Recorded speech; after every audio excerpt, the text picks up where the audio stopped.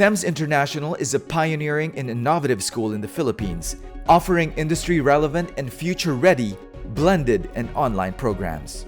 They are committed to develop a new order of business professionals, enlivened by a vibrant entrepreneurial spirit.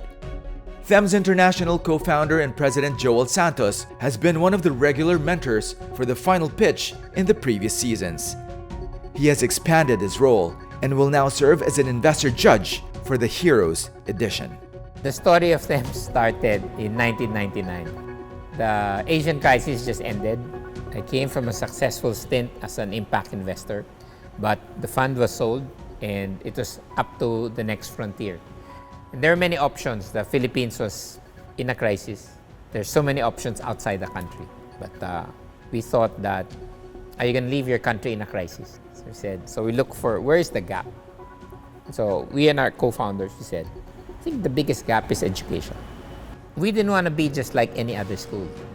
So we looked all over the world and we saw different concepts. And I think what we found out was that the Philippines was slow in internationalizing education. We started the country's first international college. What does an international college mean? Well, Thames International Business School allows you to graduate in any country of your choice. You can graduate in the Philippines, Singapore, Australia, or the UK. So that was the difference. So that's the school we started more than 20 years ago. And then what does the country need to move forward beyond internationalization? To progress, to fight poverty, you need more entrepreneurs. And there were like short courses on entrepreneurs, but there was no entrepreneurship degree. So in 2005, more than 15 years ago, we started actually Southeast Asia's first entrepreneurship degree. Our program, you graduate with a college diploma and an existing successful business. In a way, that's our culture. We always try to stay ahead. We look at the future, we make our bets, and then we push the envelope. They said, how can a college student study at the same time and start a business? They had restaurants, they had an agribusiness, somewhere in retail, and they were fresh graduates, age 21. So we tried to trailblaze, and that's a big part of our culture. And how are we able to do that? Part of the secret sauce also is that we're a small niche school. We're not big. If you want big universities, we can offer that to you when you go abroad to our partners, right? All of our partner universities are huge universities. But while you are in the Philippines, in Thames, we're a small niche school of about 200 to 300. The most that we had is about 300 to 400 students. And we like being small because that's really part of the design. The design is to be small, to be a tightly knit community where every student, every lecturer, every administrator all know each other. And that's why networking, helping each other, in being successful together is a big part of the culture. Most students, by the time they graduate, particularly the entrep students, they've already started doing business with each other. Somewhere in my journey in Thames International Business School, I felt I hit the wall. I can't contribute so much anymore. And it's because I've been in the school for around 10 years. So I said, it's time to take a break. I started an impact fund, impact firm in Singapore. I also worked for another company. I became a CEO of a multinational ingredient company. With those two fresh experiences, I came back to run the school in 2018 as president.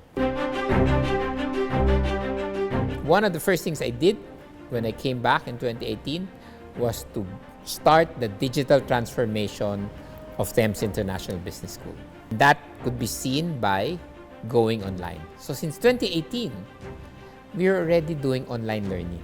What made us unique is that instead of learning to be an online school, we're actually the schools for schools, and we're teaching other educational institutions how to go online. As much as we were ready for online learning, we were not prepared for the impact it had on people.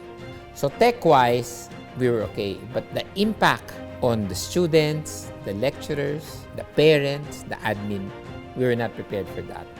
That's when I think the biggest shift happened to us, where we made our use of technology more human-centric. We changed the processes to make it more efficient for them. Everything went online fully.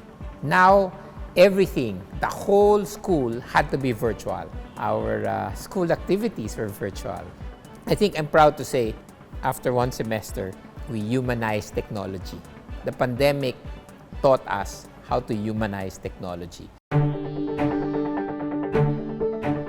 I love being a mentor for the final pitch because that's me, right? How do I help somebody improve their business? It's not about how much funds you have. It's really looking at what are your resources beyond funds. And during the pandemic, I've been able to help a lot of other entrepreneurs, not by giving them funds, but by giving them programs and frameworks of how to shift, how to pivot. All of these big companies during the pandemic, a lot of them folded.